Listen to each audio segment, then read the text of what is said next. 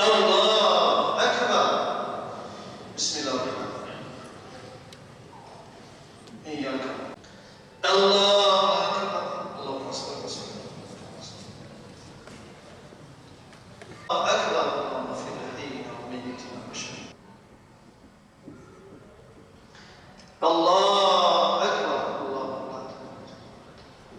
Ekber. Esselamu aleyküm ve rahmetullah.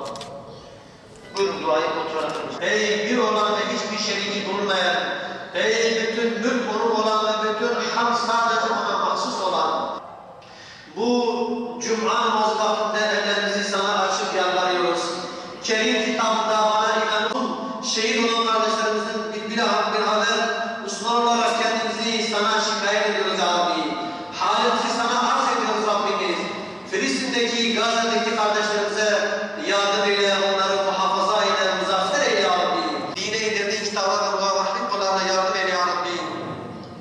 İnsanları Allah'ın yolunda saptıranların saltanatı silip süper Allah. Ey Allah'ım, zulüm işleyenleri ise her zaman helak uğrar. Ey gücü her şeye yeten, kudreti her şeye kadir olan Allah'ım. Alçakça yöntemlerle Filistinli kardeşlerimizi katletmeye devam eden ve nihayet tekerlekli sandalyeye mahkum olan eden yegane bir güç. Ey Cebbar!